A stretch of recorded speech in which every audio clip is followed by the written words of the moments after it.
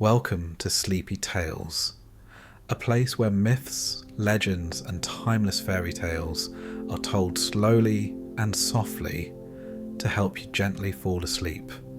Before we begin, I'd love for you to share where you're from and what time it is where you are.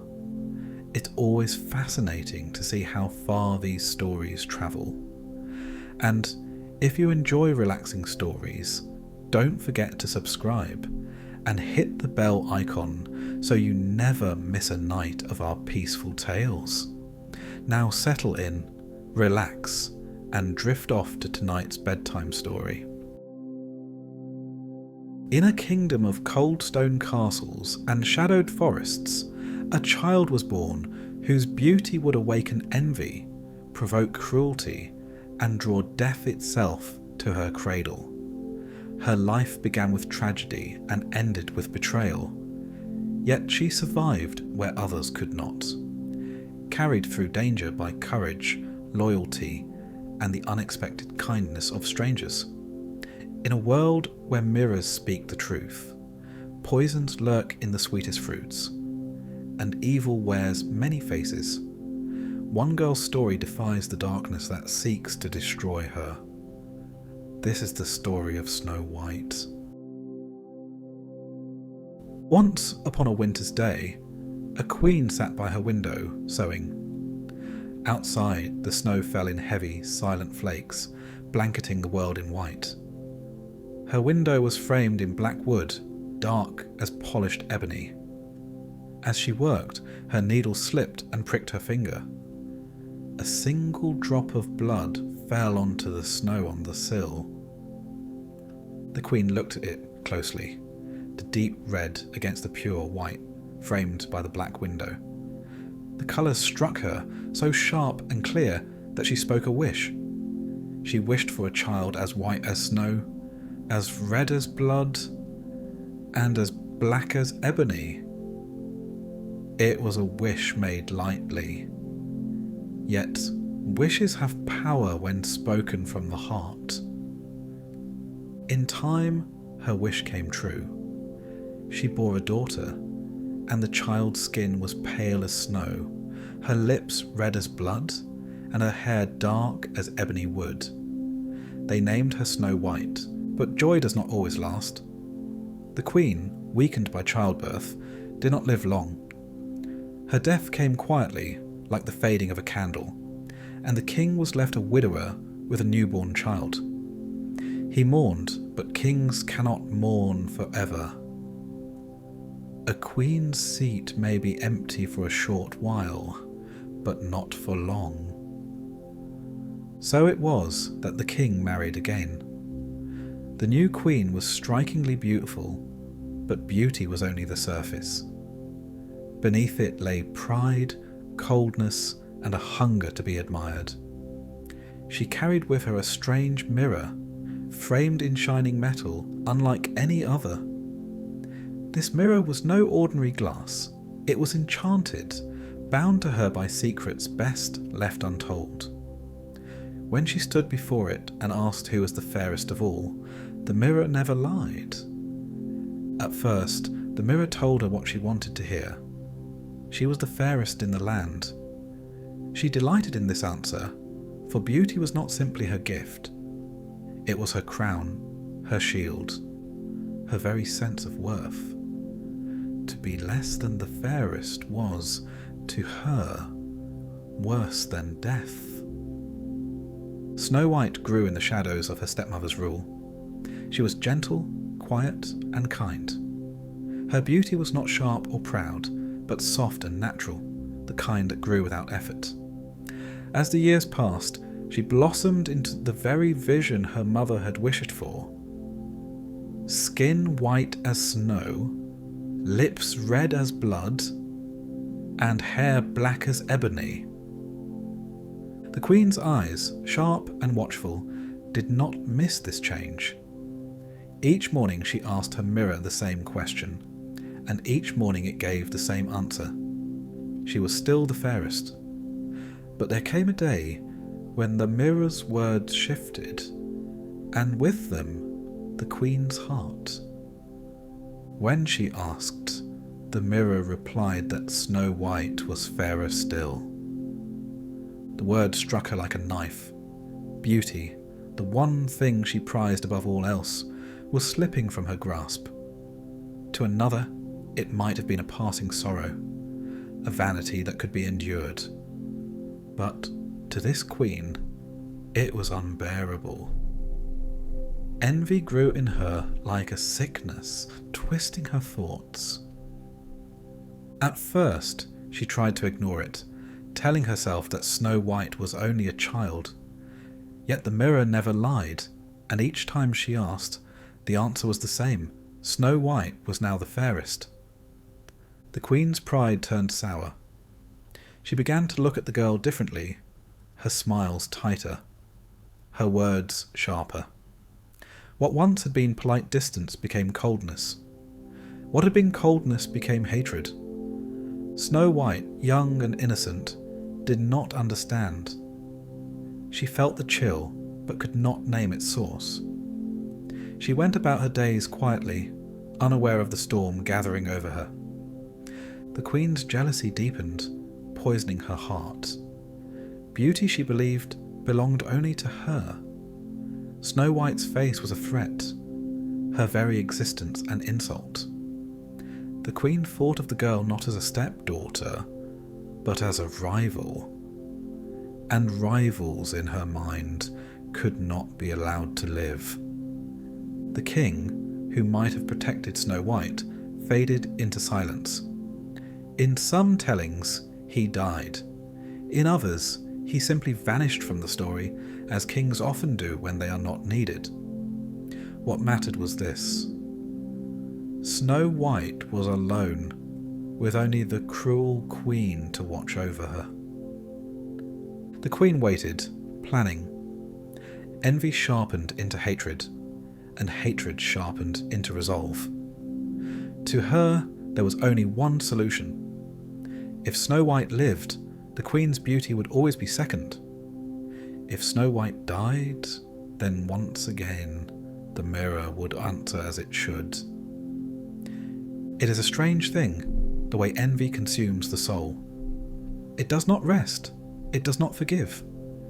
It grows, like weeds in a garden, choking out everything else. The queen had wealth, power, and a crown, yet none of it mattered. All she could think of was Snow White's face, Snow White's lips, Snow White's hair, each feature a reminder that her own glory was fading. And so the queen began to plan a death. Snow White, still young, still pure, had no idea. She lived quietly, moving through the days with gentle steps, her beauty growing brighter each season, unaware that it had become her curse. The queen, meanwhile, sharpened her thoughts like knives. She would speak no word of it yet, for poison works best when hidden. But in her heart, the decision was made. Snow White would not be allowed to live much longer. The story of Snow White begins not with love, but with blood. It begins not with kindness, but with envy. And as envy grows, so too does the shadow it casts. The mirror had spoken, and its truth could not be undone. The queen was no longer the fairest of them all. And so, with each passing day, jealousy sank its claws deeper into her, until hatred was all that remained.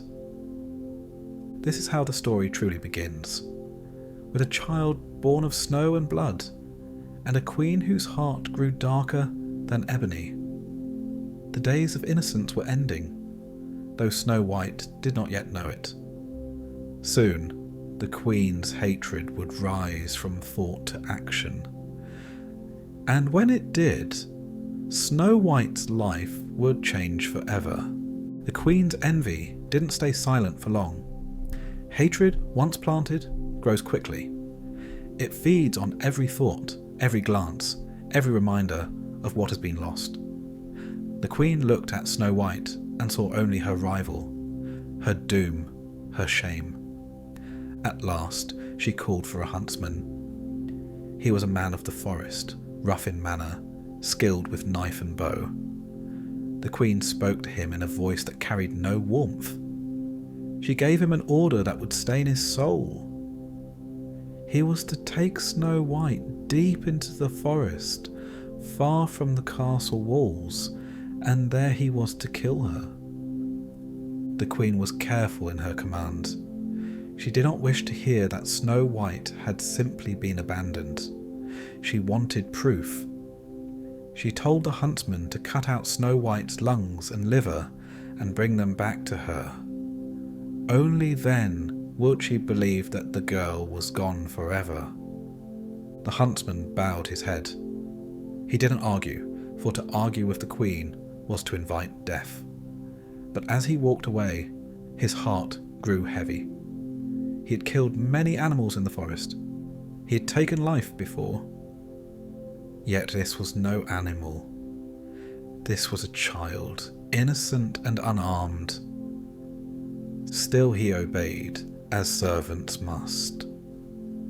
Snow White, unaware of her fate, followed him into the forest. She trusted, for she was young and had no reason yet to doubt. The trees grew thick around them, blocking out the sun. Shadows stretched long across the ground. The silence of the forest pressed down on her, broken only by the distant cry of birds. The huntsman slowed his steps. His hand went to his knife. He looked at Snow White, at her pale face and wide eyes. She was no enemy, no beast.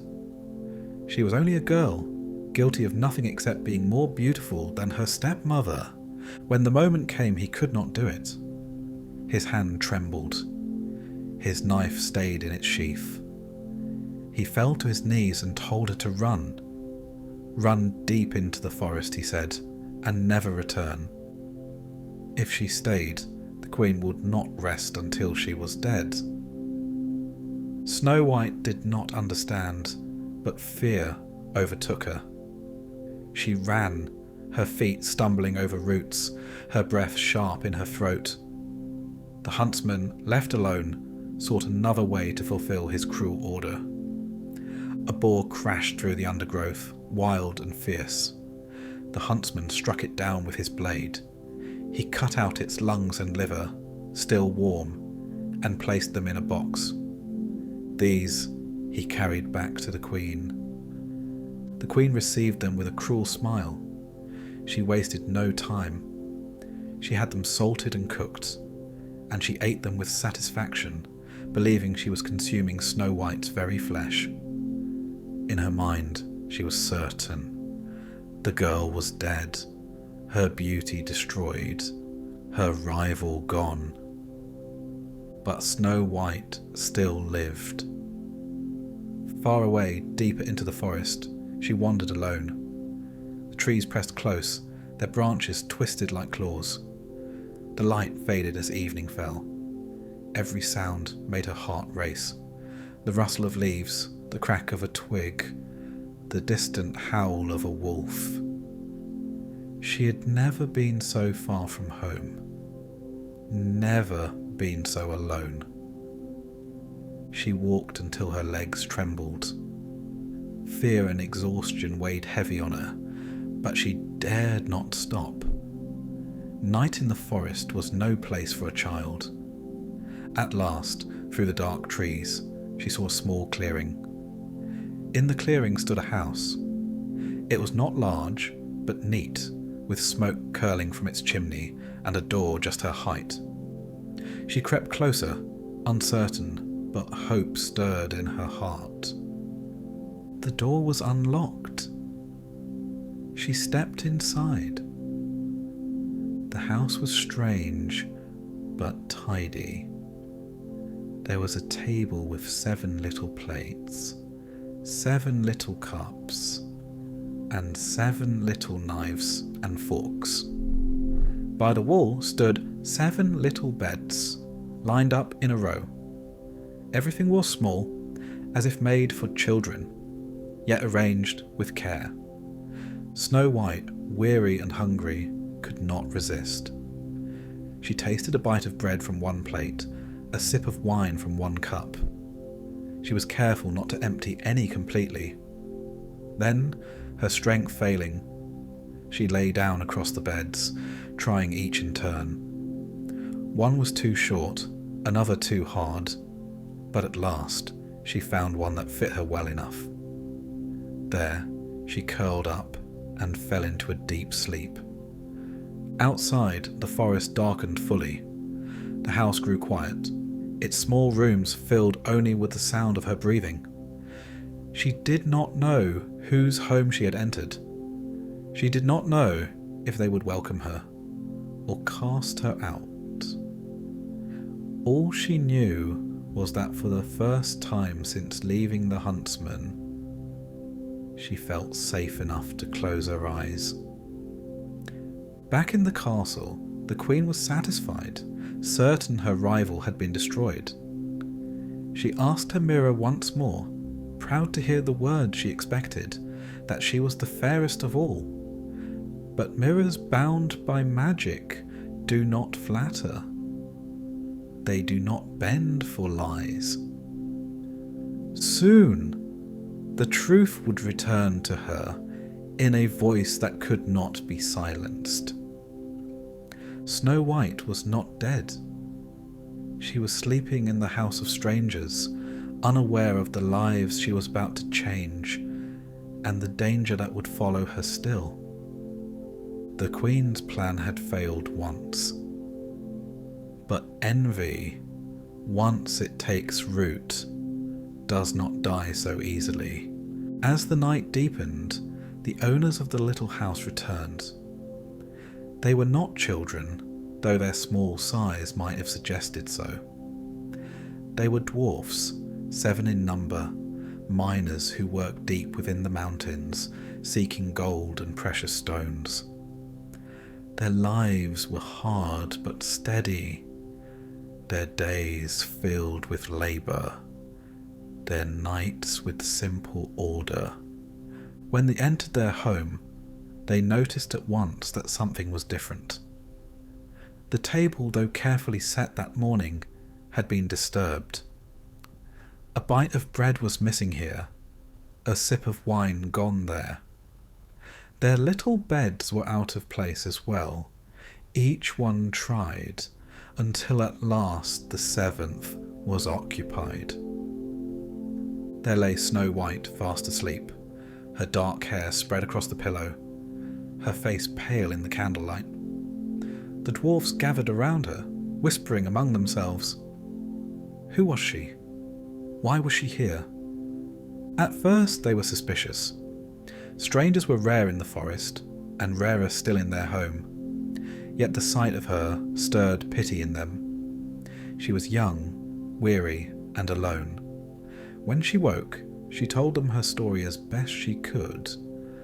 The loss of her mother, the cruelty of her stepmother, the huntsman's mercy, and her wandering through the forest until she found their house. The dwarfs listened carefully. They were not quick to trust, but neither were they cruel. In the end, they agreed she might stay with them, on one condition, that she keep their house in order. She was to cook, clean, wash, and mend. In return, they would give her shelter and safety. Snow White agreed, grateful for their kindness. And so her new life began. The days passed peacefully at first. While the dwarfs worked in the mountains, she tended to their little home. She cooked their meals, swept the floors, and kept the place bright.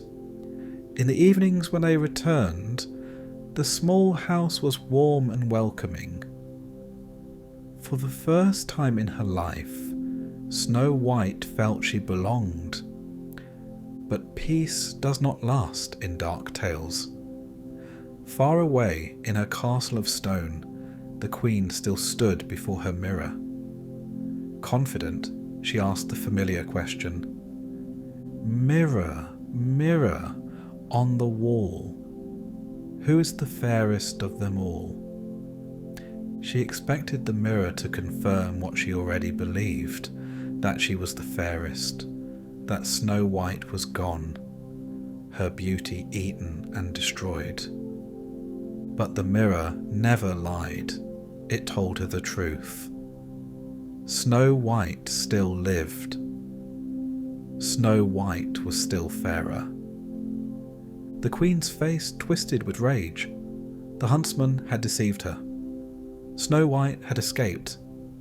Hatred burned hotter than before, and now it was sharpened by humiliation. She had eaten the flesh of a beast, believing it to be her rival's, and had been made a fool. She swore then that if she wanted Snow White dead, she would have to do the work herself. The Queen was clever, skilled in arts not meant for kind hands. She disguised herself so thoroughly that no one would know her. She dressed as a poor peddler, carrying laces and ribbons to sell. Her beauty was hidden under rags, her pride under a mask of humility. In this form, she set out into the forest and found the little house. Snow White, alone while the dwarfs were away, greeted the peddler without fear. The Queen spoke sweetly, offering her bright ribbons. Snow White admired them, and the Queen insisted on lacing one around her waist. But the Queen pulled it tighter and tighter until Snow White could not breathe. She fell to the floor, her face pale, her body limp. When the dwarfs returned, they found her lying as if dead. Shocked, they loosened the laces at once, and breath returned to her. She opened her eyes, dazed but alive. They warned her sternly not to open the door to strangers. She promised, but innocence is easily deceived. The Queen returned to her castle, certain her plan had worked. She asked her mirror again, but once more the answer was the same. Snow White still lived, and Snow White was still fairer. Her rage knew no limits. Again she disguised herself, this time as an old woman selling combs. She hobbled to the little house and offered a comb to Snow White, who at first refused. But the Queen's words were soft, persuasive, and Snow White's curiosity won. She let the woman place the comb in her hair. The comb was poisoned. As soon as it touched her scalp, the poison spread through her veins, and she collapsed once more. When the dwarfs came home, they found her lying cold and still, but they noticed the comb, drew it from her hair, and at once life returned to her. Again they warned her, never open the door to anyone. Again, she promised. And again the Queen returned to her mirror, and again the mirror betrayed her. Snow White lived. Snow White was fairer. By now the Queen's hatred had grown into obsession. She would not fail again. She prepared a final trap, one that even the dwarf's care could not undo. She disguised herself as a farmer's wife, carrying bright, rosy apples. Some were safe. One was poisoned. She went to the house once more. Snow White, remembering the warnings, hesitated. She told the woman she dared not open the door, but the Queen was patient, cunning. She cut one apple in half, ate the safe half herself, and offered the poisoned side through a window. Snow White saw the woman eat without harm. Believing the fruit to be safe, she took a bite. The poison worked at once. She fell to the ground, her lips still red, her skin still white, her hair still black as ebony. but her body cold, her breath gone. When the dwarfs returned, they could not wake her. They untied her laces, they combed her hair, they searched for tricks, but nothing helped. Snow White lay still, as if in death. The queen returned to her mirror, and this time, at last, it spoke the words she longed to hear. She was the fairest in the land.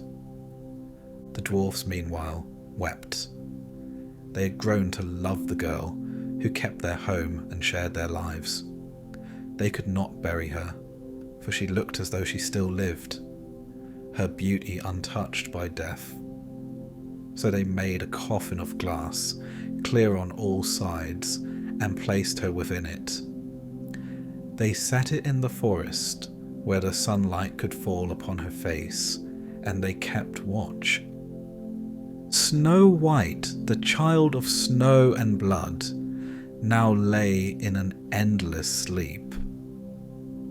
But her story was not finished. Snow White did not rise. The dwarfs tried all they could.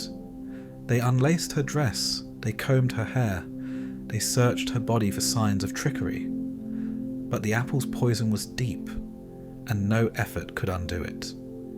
She lay still, her chest unmoving, her lips parted in silence. The dwarfs wept. They had warned her, begged her, but innocence had left her open to deceit. Now their little home, once filled with light and warmth, seemed hollow. Their companion, who had cooked and cleaned and brought laughter into their evenings, was gone. They could not bring themselves to bury her. Most bodies grow cold, then pale, then decay. But Snow White did not change. Her skin remained soft and white, her lips still red as if painted, her hair dark and shining as polished ebony. She looked not dead, but sleeping, a deep, eternal sleep from which she could never wake. Because she looked so lifelike, they built her a coffin of glass, bound with gold. Through the clear walls, her beauty could be seen by any who passed. They placed the coffin in a clearing of the forest, where the light of the sun and the glow of the moon could fall across her face. Around it they planted flowers, as though to soften the cruelty of her fate. Each day the dwarfs came to sit beside her. They watched over her as they once had in life. They spoke to her as though she might hear, though she never answered. Their grief did not fade. Seasons turned. The leaves of the forest shifted from green to gold to bare, and then grew green again. Snow covered the ground, melted, and returned once more. Yet Snow White did not change. She remained as she had been on the day she bit the poisoned apple. The dwarfs began to believe she would never decay, that she had been touched by some strange magic. Word of her spread. Travellers who passed through the forest heard whispers of a maiden in a glass coffin, preserved as if untouched by time. Some came out of curiosity, others out of reverence, but all left with hushed voices. They looked upon her pale face and wondered at the tragedy. A life cut short, beauty trapped in endless stillness. Some said she was a warning, a lesson about envy and pride. Others said she was a miracle, proof that death could be defied. But for all their words, Snow White remained the same, silent and unmoving, caught between life and death. The dwarfs guarded her with loyalty, but their sorrow was heavy. They could not leave her, nor could they move forward. They were bound to her, as if her endless sleep had trapped them as well. The queen, in her distant castle, was satisfied. Each day she asked her mirror who was the fairest, and each day it told her what she wished to hear. Snow White was no longer her rival. The Queen believed her triumph was complete. She walked proudly through her halls, her vanity unchallenged.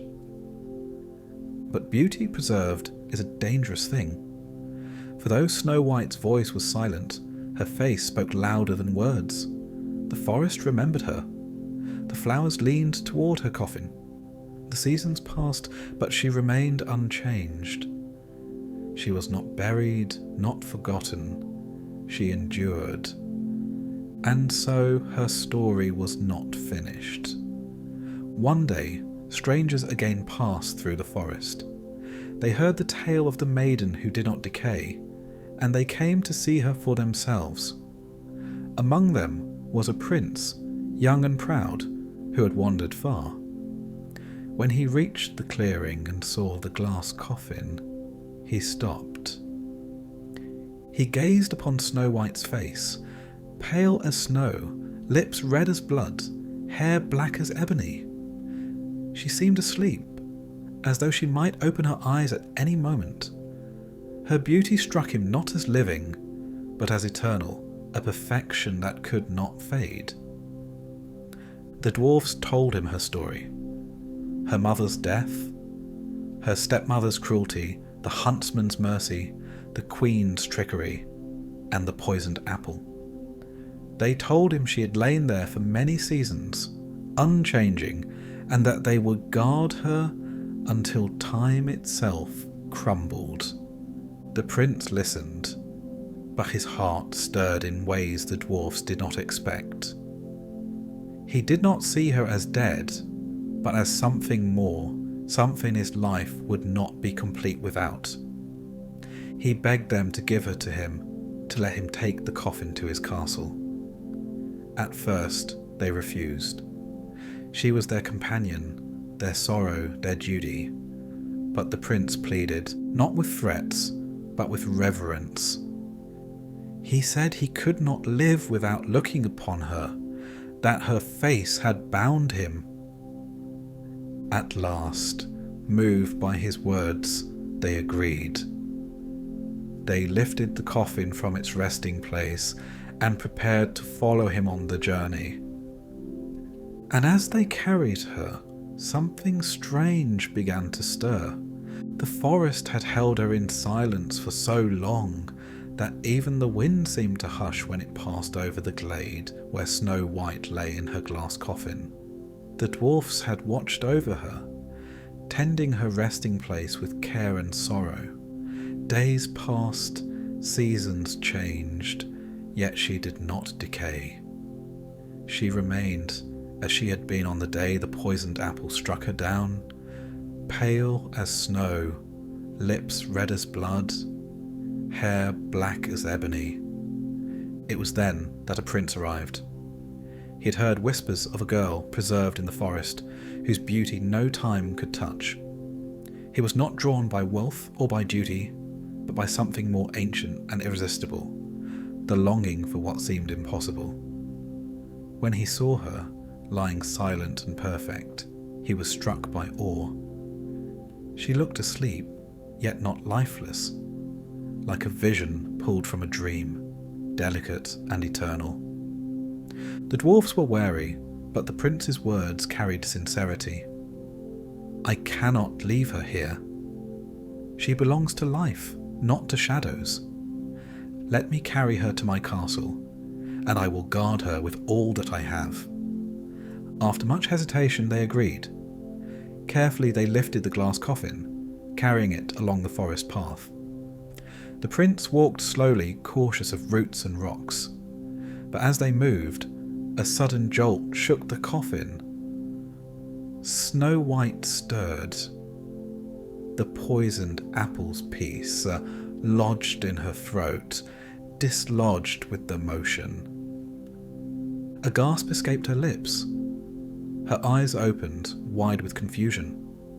At first she did not understand where she was, why the forest seemed to fade around her, why the dwarfs and the prince knelt, staring in awe. Then memory returned, the huntsman, the forest, the queen, the poisoned apple. Fear surged, but she was alive. She was breathing. She was free. The prince helped her from the coffin. Her legs were unsteady, but her spirit was strong. He brought her to his castle, where she was tended and fed, and slowly life returned to its ordinary rhythm. Snow White was cautious, her innocence tempered by experience, but she began to smile, and her voice returned. Preparations were made for a wedding. Snow White, once a child of snow and blood, now stood as a young woman who had survived death itself. Her beauty remained, but it was now joined by wisdom and a quiet strength that could not be poisoned, laced, or trapped. Far away in her castle, the queen asked her mirror again, "Mirror, mirror on the wall, who is the fairest of them all?" The mirror's surface shimmered, and the truth shone forth. "You are fair, my queen, but Snow White, the bride, is fairest now." Rage burned hotter than fire in the queen's heart. Her envy had already driven her to cruelty, but now it had brought her shame. Snow White lived, and she would become queen. The queen could not bear it. She disguised herself and attended the wedding, hoping to find a way to undo her rival's triumph. But fate had its own justice. Snow White, now strong and cautious, was protected by the prince and by the justice of those who had suffered her cruelty. The queen was recognized. Her disguises were useless, her malice exposed. The punishment was swift and fitting for the evil she had done. Iron shoes were heated until they glowed red, and the queen was forced to wear them. She danced until she fell, screaming until the flames claimed her.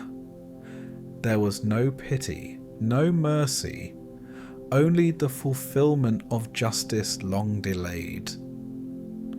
Snow White's story had reached its end. The girl who had been targeted by envy, poisoned by deceit, and left for dead was now alive, married, and free. She ruled with kindness and wisdom alongside the prince, never forgetting the dangers that beauty and innocence could draw.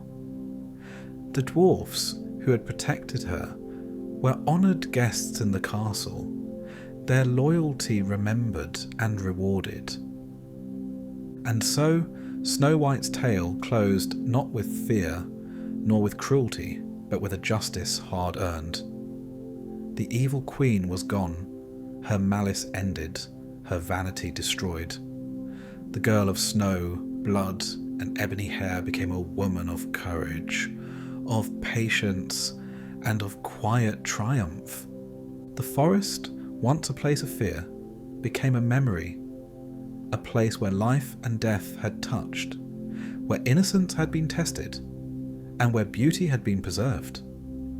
Travellers would whisper of her story for generations, of the girl who slept, who survived, and who ultimately outlasted envy and cruelty.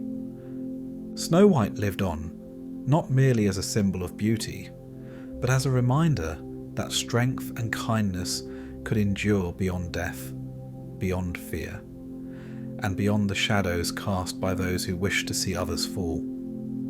Her story ended, as all stories of darkness and survival must, with balance restored.